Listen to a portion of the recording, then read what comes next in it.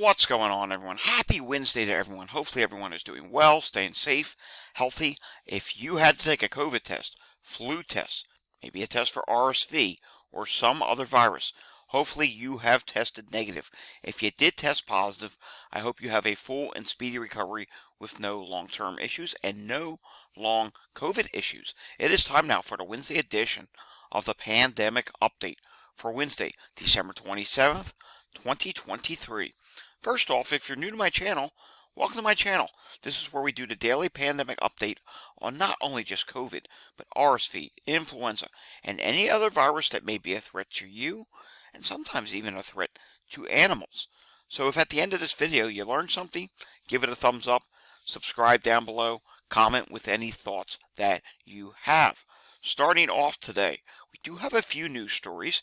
Then we're going to talk about some data, and we're going to take a look at a few states that have come in today. Respiratory virus levels climb as the JN.1 COVID variant dominates. Respiratory illness activity is elevated or increasing across most of the United States, and JN.1, as we know, is now the dominating variant, the Centers for Disease Control said in its latest update, which came out last week.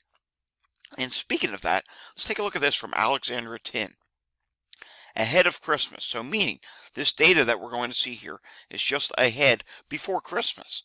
So already before Christmas, ER visits for respiratory viruses, COVID-19, flu, RSV, are now seeing the biggest acceleration since last year, up 38,461 from the week before.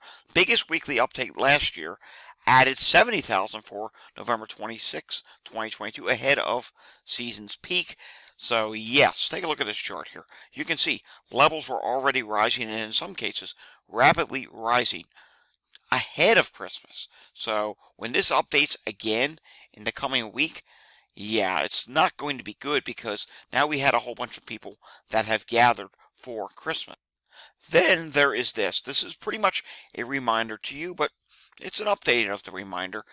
Every COVID infection increases your risk of long COVID, a study warns. So many people who are testing right now, the vast majority of the people who test positive right now, are on their second case. Maybe some are on third, and I hate to even say it, fourth case. Well, the more times you test positive, the higher the chances are that you will go on to develop long COVID. What that means is, if you're new to my channel, you don't know what long COVID is. Basically, you get COVID, you test positive, you stay sick for a long period of time, then you test negative, but you're still feeling sick, you're still not recovering, you may develop new long-term issues, and it could last several weeks, months, and yes, it can even last years, and for some people, they've had it since the beginning of the pandemic, and they've gone on to evolve into different things. They have new diagnosis, things such as asthma. Me, I now have asthma. I never had asthma before COVID, or was never diagnosed with it before COVID, and I have a bunch of other things that pop up from time to time as well. I will now be seeing a GI specialist next week, although we don't know if that's COVID, because of COVID, or because maybe some family history. More on that at another time when we talk about my GI issue next week. We'll get into that next week. But I'm just trying to bring awareness here. Long COVID is real, and it affects everyone differently. There's 100 to 150 different symptoms. Heck, that may even be higher now. So if you're a person that's not taking precautions, you're thinking, oh, I had COVID in the past, I'm fine, I've had it multiple times. Just know, each time you test positive, your risk of long COVID, it goes up. And, maybe you were fine the past several times. The next time could be the one that ends up being, uh-oh, why am I not recovering this time? Yeah, it's because your risk of long COVID goes up every time. All right, and finally, there's this, which, talking of long COVID, you have to talk about this as well. Brain damage caused by COVID-19 may not show up on routine tests. Study finds, yes, that's very true. Sometimes when there is brain damage with COVID, doesn't always show up right away. We've seen this before. Here's another reminder of it, and let's just read this other little tidbit here. COVID-19 can severely injure the brain, but these changes can go undetected and last for months. That's right. We've witnessed people that, they're just not behaving normally after COVID. And how many people actually go and get checked out with the brain post-COVID? I'm sure a lot of people don't. And the ones that do, sometimes, as it says here, it does not show up on routine testing. All right, let's take a look at air qualities for today. And we will see that air qualities across the country, not terrible, but we still do have some areas that are bad. California, what can I say? Portions of Washington State. The midsections of the country is not doing too bad.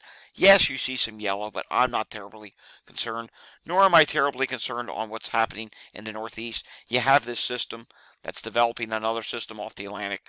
A lot of moisture content in the air. That's probably why we're seeing these increased levels of poor air quality. All right, let's take a look at Walgreens levels for this week. We're going to do a few more states, which we did not do yesterday. If we add another state that we did do already, apologies, but hey, it's worth repeating. The national positivity at Walgreens this week is 26.8%. The prior week was 29.4%. It's actually a difference of down 2.6%. But do not let that fool you and think, well, hey, Mr. Data Report, the wave's dropping now. No, Walgreens had a big testing increase. 41,776. Prior week was 22,502. My best guess would be it's a combination of people trying to be cautious for Christmas and people testing positive right now.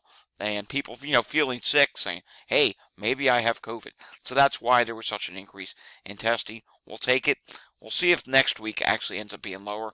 I suspect it will, but what do I know? All right, starting off here, let's take a look at New York State. New York State, 45.1% positivity this week. The prior week was 51.8%. Total test, 1,201. Prior week was 760. So yes, that's a big increase in testing. Can we take a look at New Jersey? Yes, we can. New Jersey's positivity increased slightly with a big increase in testing. Never a good thing.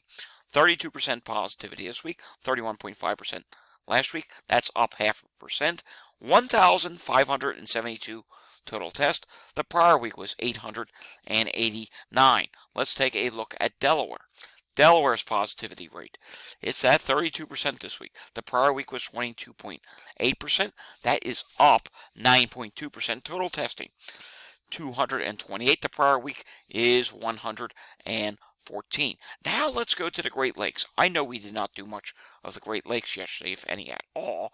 Positivity rate, 33.8% for Ohio. And the prior week was 39.8%. That's a difference of down 6%, but again, big increase in testing. 1,041 tests versus 598. Let's come over to Illinois. 33.7% this week. The prior week was 39%. That's a difference of down 5.3%. Total tests, 3,548. That is a huge increase from 1,976. Wisconsin this week, 33.3%. The prior week was 36%. Difference of down 2.6%. Total test, 986 versus 622. Now let's take a look at some states that are not doing so great. Montana, it's up 20%, but mind you, they did not report last week. It does say there were 11 tests, and that 11 tests goes, I don't know when that goes back to, but it's not from last week because they were 0% positivity last week. 25 versus 11. Then we come down to Wyoming, which did report last week. Again, Wyoming does not do enough testing. There are several states that are in this area where they just don't do enough testing. 31.8% versus the prior week of 12.5%. Difference of up 19.3%. But again, 22 tests versus 16, that's nothing. That's not enough tests at all. Let's take a look at Washington State. Can we? Can we take a look at Washington State? Yes. 27% versus 26.8%. Difference of up 0.2%. Total tests, 396 versus 235. Let's come down to Alabama. 18.5% this week versus 21.3% last week. Big increase in testing. The difference is down 2.8%. Testing, 665 versus 291. And let's do one more state. Georgia, 22.1% this week, 21.5% last week, difference of up 0.6%. Big increase in testing, 2,083 tests versus 934. Wastewater, it's bad across the country. However, there are quite a few sites that are still not reporting. That drives me nuts. And let's now take a look at the latest variant levels. JN.1, as you know, is now the dominating variant at 44.2%. Admissions last week for COVID, 25,577. Then we come to this. It's not good. First off, Philadelphia, 786 EMS incidents. I suspect that could end up being even higher today because the suburbs have just been slammed today. Take a look at this. I took this earlier, these screenshots. Today is actually busier than yesterday, especially Montgomery County earlier. Look at all these calls. Then there was Chester County, which Chester County had quite a few calls. Take a look at this. Let's do a live look-in. Not bad right now in Montgomery County, but look at what's going on. I actually have to go full screen here because there are so many calls right now in Chester County. Look at this. I mean, sick person, respiratory difficulty, respiratory difficulty, respiratory difficulty, another respiratory difficulty, and another respiratory. I mean, it is insane right now. Heart problems, falls. It's just way too busy.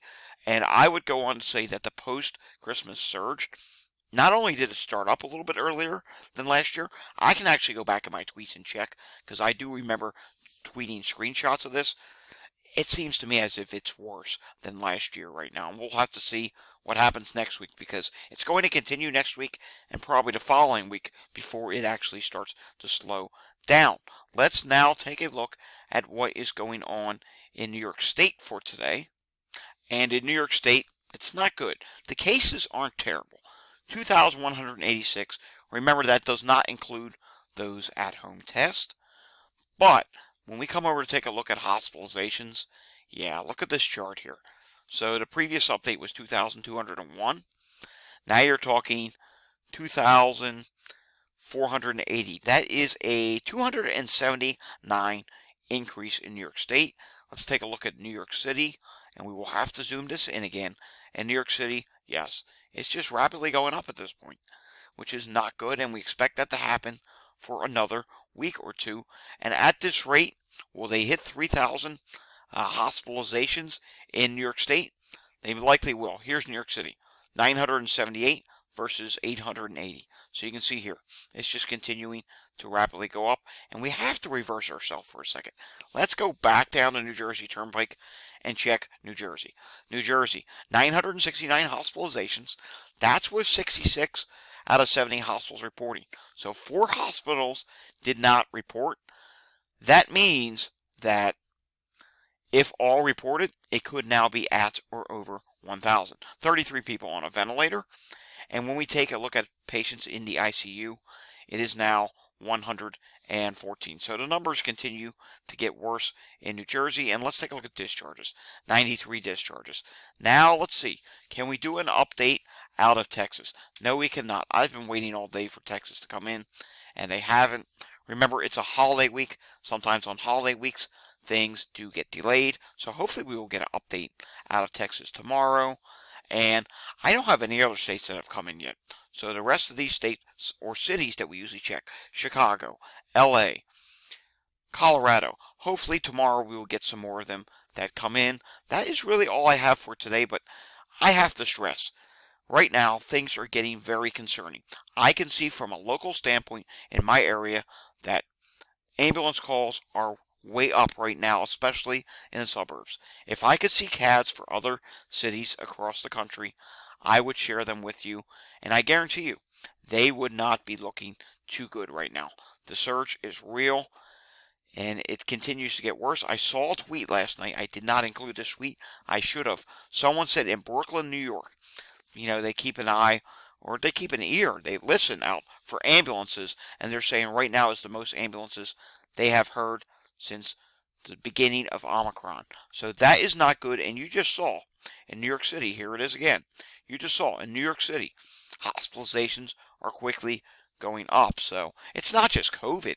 You have RSV, you have influenza, and other airborne viruses that are all rapidly rising right now. The combination is really putting a strain on the healthcare system.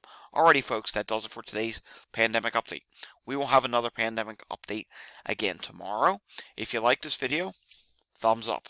If you want to see more content like this, because maybe you enjoy seeing this, maybe you're just disappointed that the news is not sharing anything, and you want someone who gives you a daily update, I'm your person for that. I know the news is not really even mentioning the word COVID anymore. We're not even hearing much about the surge. We're hearing about influenza and other things from time to time, but not COVID. And that's where I come into play. I will continue doing these updates for as long as there is some virus out there. Doesn't even have to be COVID. Some virus that is a threat to our health. So subscribe down below if you want to see more content like this. Comments if you want to leave a comment. And share this with anyone who you think needs to see this. I will see you guys all again next time. Until I see you again next time, stay safe, everyone, and have a fantastic Wednesday evening. Thanks for watching.